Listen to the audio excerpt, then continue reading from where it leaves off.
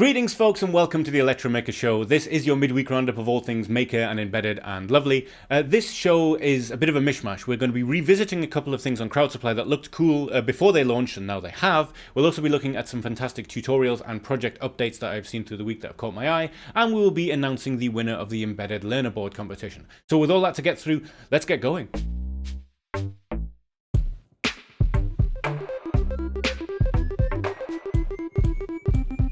We're going to start the show with a couple of YouTube videos which are tutorials and updates that caught my eye this week, but before we do, a little quick housekeeping. If you are not subscribed to this channel but enjoy the show, consider subscribing. It doesn't cost you anything and in fact won't change your experience very much, but it will make a difference to us. Similarly, the little bell by the subscription button is something that I know people harass you to click all the time. In our case, what it will mean is you will get a notification whenever a new show comes out, but we don't really put that much content on the YouTube channel. You won't be getting spammed by us. And finally, if you do click the thumbs up or the like button, that is a good way to let YouTube know that you do actually like this, and this show will get recommended to other like-minded people in turn. Those three things that you can do are free, and they will help us immeasurably. So thank you in advance if you decide to do it. I will try not to spam you with this kind of stuff too often, but it is definitely worth saying, as we do want the show to get bigger. Anyway, with that said, let's continue on with the show. And we are beginning the show with Mitch Davis. He has released his STM32 guide, part 4, and this covers PWM from 3 different perspectives. Firstly, using the Cube IDE and how you can set up PWM doing that. The previous video goes through how you do all of that setup. Here he explains it and compares it to the hardware abstraction layer code. That's the HAL code that some of you may be familiar with if you've used STM32 devices before breaking it down even further into directly addressing the registers to set them up for PWM. This is not just a how-to video, this is a how-to-understand video, like all of his videos have been before. If it sounds like I'm gushing a little bit, I am. He's one of the best educators on this subject I've come across in a long time, and every time one of his videos come out, I am very, very excited. Even if it's something that you've worked with before, even if you worked with PWM on the STM32 before, I genuinely believe you'll probably learn something new by watching this video, and it is presented in a very manageable and easy to understand way for beginners as well. I cannot recommend Mitch Davis enough. I think I say that every time that he puts out a video, it ends up on the show. Up next, the Unexpected Maker, or just Unexpected Maker. I don't know if there's a the meant to be in there. Either way, we featured Unexpected Maker on the show a couple of weeks ago, talking about the ESP32S3 that they had early access to, which is very exciting. This is also very exciting. Now, famously, Unexpected Maker has made his own pick-and-place machine, and this is designed to keep his spools of components organized. What you're seeing here is a custom PCB with an ESP32 board on. This is the Tiny Pico Nano made by the Unexpected Maker. And each one of these slots has an LED and a time of flight sensor on it to see if there's a component spool built into it. This fits into a plastic case and is powered by USB-C, and that alone is very cool. This is an internet connected way of seeing what spools are in what thing. And as you can see, I'm going to quickly jump through this. I'd rather you go and watch the video properly rather than me give it all away, although there is one thing I would like you to see. This beautifully satisfying moment where it clicks. Perfectly in. What a wonderful thing. So, in short, this is one of 4, and they all have RGB LEDs, which can give a certain amount of feedback as to whether there are components in the spools or not. But it gets way better than that, because controlling all of this is a Raspberry Pi with voice recognition software and text-to-speech software on it, meaning that he can vocally give commands and ask questions like, how many of this do I have left? Or set up this spool to be these capacitors with this value. And then he can just ask, okay, show me where this is, and it will flash to show him where it is.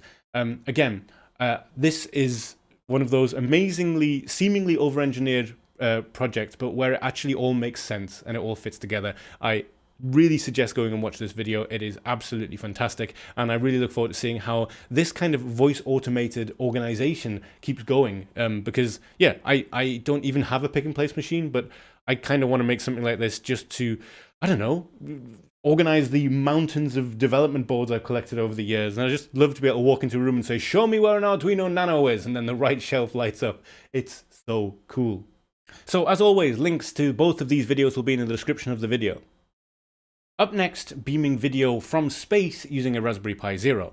Yes, that's exactly as cool as it sounds. This is Project Horus, who are a team of amateurs who routinely send up balloons into high altitude. I realize I've literally just used the first words from this Hackaday article, which I read it from, so I will just start reading the article instead, or at least give you a rundown of what it is.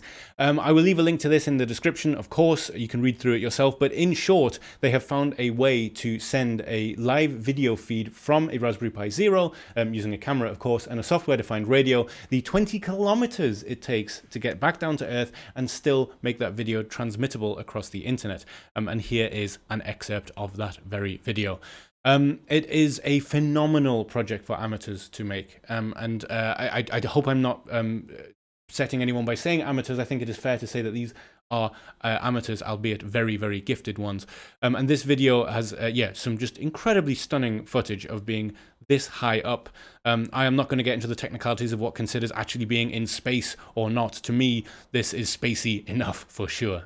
Alongside this video, there is a long talk on how this was all put together, and look at the box that it went up in. Look at it. It's just incredible that this works the way it does. And this is, of course, attached to a high-altitude balloon, which has just burst in the video above.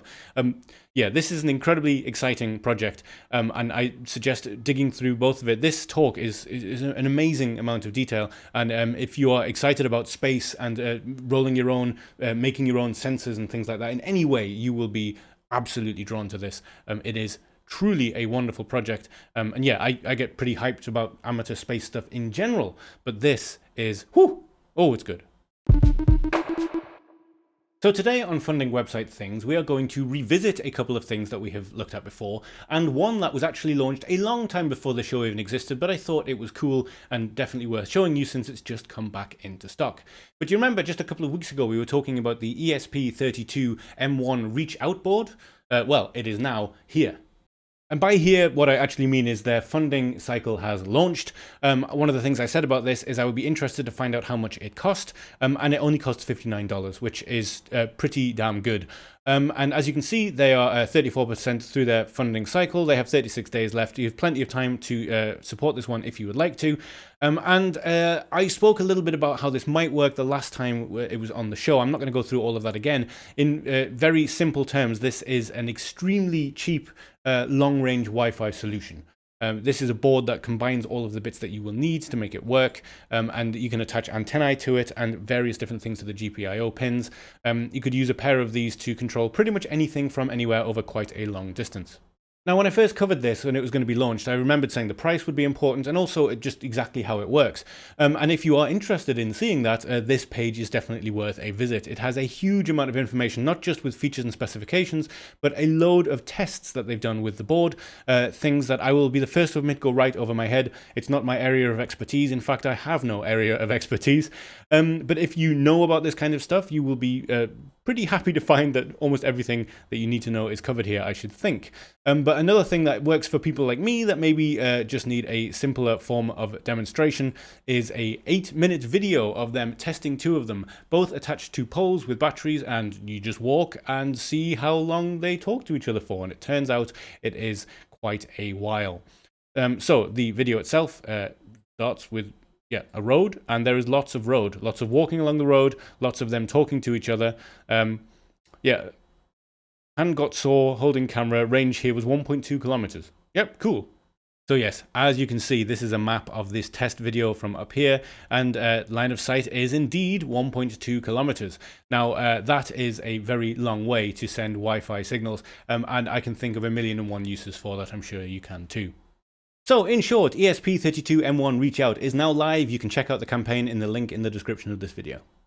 Up next, a couple of kits from ScoutMakes. Now, these are Bluetooth-based kits that are designed for STEM education and learning. One of them is for making a little radio, and the other one is for making a little robot, or you can buy a combined kit that combines both of these things together.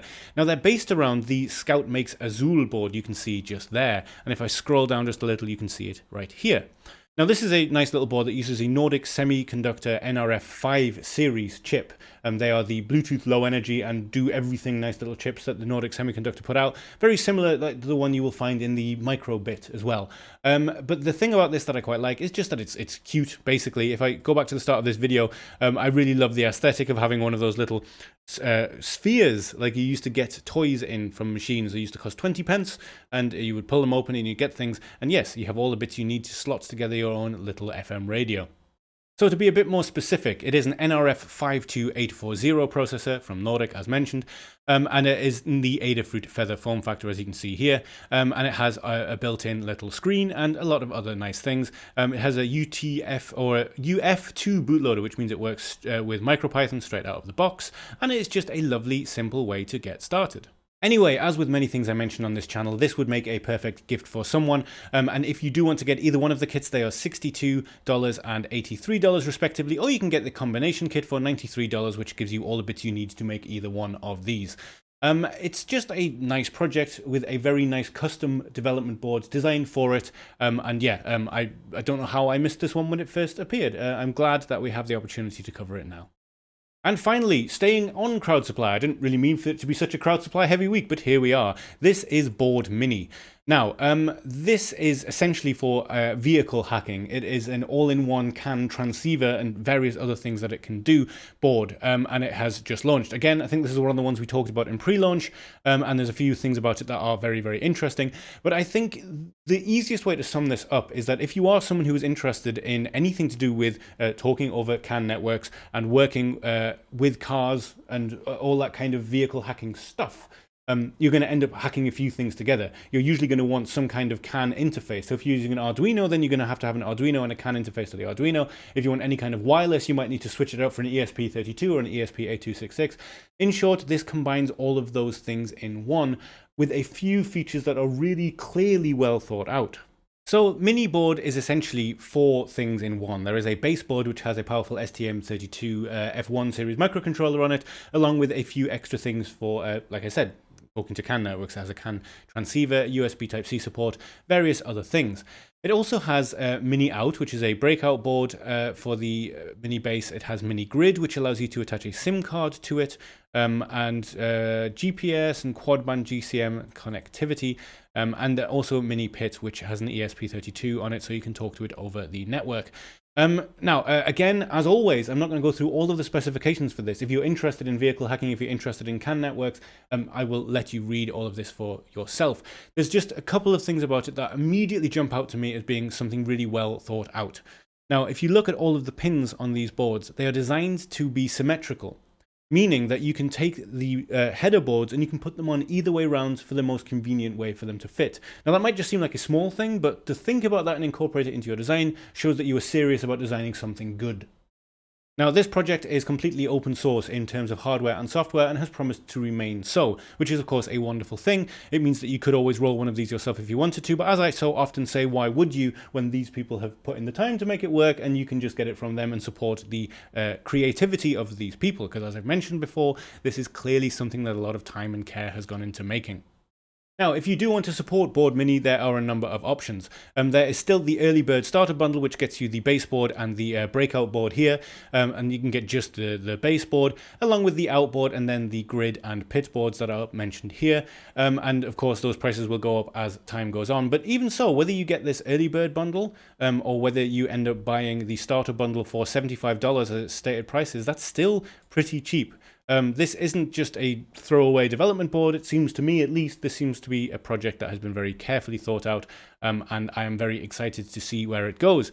I would love to get one of these. Unfortunately, I have no vehicle to hack. You know, I find the CAN protocol super interesting, and I kind of feel like one day I'm going to have to just buy a car in order to play with it. That's the worst reason to buy a car in the world, isn't it? It was recently brought to my attention that it was never made clear that you can buy crowd supply things from the Electromaker store. Now, you can of course buy it directly from crowd supply, but this way around you get to support the creators and support the Electromaker Show at the same time. Now, of course, there's never any obligation. The Electromaker Show will always be free. I'm going to do this no matter what. But as it's something that had never actually been mentioned on the show before, someone prodded me and said, maybe you should mention that, Ian. And they are absolutely right. Now, you may remember that last week we had a slightly different competition, and it is now time to draw the winner for the embedded learner board. Now, the way to enter the competition was fairly simple. If you're a subscriber to the channel, you just had to use the hashtag ELB and write what you were up to, and we had a few entries. And I thought, since we're giving away the embedded learner board, what better way to pick a winner than by using it? So here's the embedded learner board in the box and ready to go. And I've wired up an Arduino to it in order to use the LCD screen, and it's that which we will use to choose our prize winner. So very quickly, let's have a look at the code. So to choose a winner, I've modified the test code that Moonshot Jr. provide for showing off the little LCD screen here on the embedded learner board. And so what this text up here is telling you to do is to connect it to all these pins on the Arduino. I've already done that. And this uses the liquid crystal library, which I'm sure a lot of you are familiar with. Here we are just saying what pins the liquid crystal LCD is attached to and creating an instance of it. And I have made my own little integer here for the winner. Everyone that entered the competition is now on a handy spreadsheet over here, and they are numbered. You all have a number. And so this is the bit that makes it actually random. And this is one of the nice things about Arduino boards and any kind of hardware if you want to get pseudo randomness. We could have a very long conversation about what real randomness is, but for good pseudo randomness, you can seed the random class in the Arduino IDE with an analog reading of a floating pin. As you probably know, unless you set a pull-up or pull-down resistor on an analog pin, it's going to be floating around. The value is neither going to be 0 nor above the threshold, and so it will give you a random value. And you use that random-ish value to get a random-ish seed into your random function, and that's when we say winner is a random value with a maximum of 8 because we had 7 entrants. And it will display on the LCD screen. Okay, that is enough waffling from Ian. The rest of this just puts the winner number on the screen. Let's choose the winner. So the code I've just showed you has been uploaded onto this Arduino, and now all I need to do is plug it in, and we should have a random number that flashes up on the LCD screen. That's a little hard to see. Maybe if I turn this light off, then I lift this up a little bit. See something? Absolutely nothing.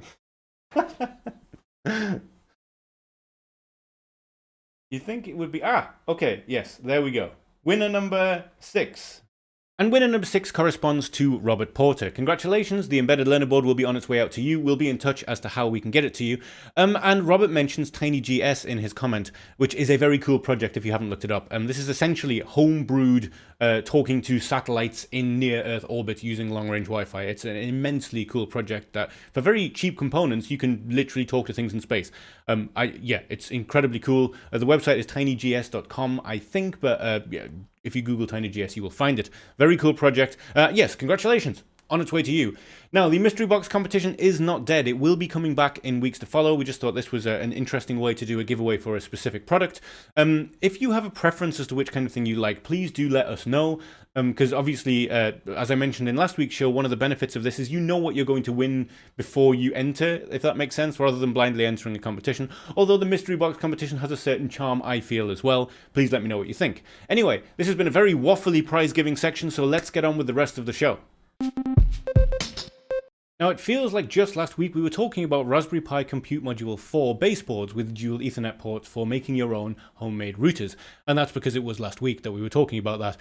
But once again, we find ourselves on the fantastic CNX software with yet another dual Ethernet board, and this one is tiny. Tiny and rather nice looking, not that that should matter whatsoever, but as you can see here, there are the dual Ethernet ports and a USB Type-C port. It also gives a nice idea of how small this thing is. And there on the back is where you would attach the Compute Module 4. Now, as the article mentions, there are good reasons why you might not want to use a Compute Module 4 as an Ethernet broker or as some kind of software-defined modem or router, butchering that, because frankly, there's some things it does not do as well as other ARM-based chips that can also run Linux. It gives a couple of examples at the bottom here, like the Orange Pi R1 Plus or the NanoPi R2S, which, yeah, the altogether cost of those would be less, because this thing costs $30, and of course you need to buy the compute module on top of that. That said, there may be really good reasons you want to use the Raspberry Pi ecosystem that I just simply do not know about, and I thought this was too cool not to mention anyway. It seems really interesting that all of a sudden there are all of these Compute Module 4 baseboards that are designed for networking all of a sudden. You kind of have to wonder whether it's something that lots of people started thinking about at the same time and then they suddenly came to market at the same time, or whether this is a trend. I always find these things sort of fascinating. Anyway, I will leave a link to this article in the description of the video, and if you are interested in getting one, it is already available for pre-order from DF Robot. This update video from Adafruit is super exciting. That is a STM32 Blackpill, as they are called. It is the beefier, older sibling of the STM32 Bluepill, where the STM32 Bluepill has an F0 series chip in it. This has an F4 series chip in it, a much more powerful part, and yet these boards still cost $2 or $3 on AliExpress. They are phenomenally cheap. But this is the big thing. Now CircuitPython runs on these boards, meaning that you can pretty much get an incredibly powerful microcontroller up and running with a very simple way of programming it, just by installing CircuitPython. So I will leave a link to this video in the description, and I'm sure there will be more detailed instructions forthcoming as to how you can get this going yourself, although the CircuitPython website also has a lot of great documentation for getting it up and running with a bunch of different chips, and I'm sure that will also be updated with the information for the Blackpill soon. We return to Tim Hunkin once again to close out this week's show. The Secret Life of Components, I think, is just truly wonderful. This is someone who has years and years of experience of making all kinds of things. He was the host of The Secret Life of Machines, as I mentioned, a very important program to many people around my age. Probably their earliest memory of kind of how things are explained from a very listenable but still quite engineering-centric point of view. And this is about switches, all kinds of switches. We've had LEDs, we have had different kinds of chains, and now we are having different kinds of switches. And they're just wonderful, beautifully paced talks on every different kind of switches, how they work, and how you can use them in projects, how Tim uses them in his. This is a beautiful YouTube series. I'm so happy it exists. And if you watch this one, I suggest going back and watching the other two. They are truly wonderful. That is the end of the show for this week. Thank you so much for joining me. As I mentioned at the start, any way that you can support the show would be massively appreciated. It is literally the highlight of my week to make it, and yeah, the bigger this channel gets, the more time I'll be able to put into it. But for now, as always, I wish you a safe, creative, and happy week, and I will see you next time.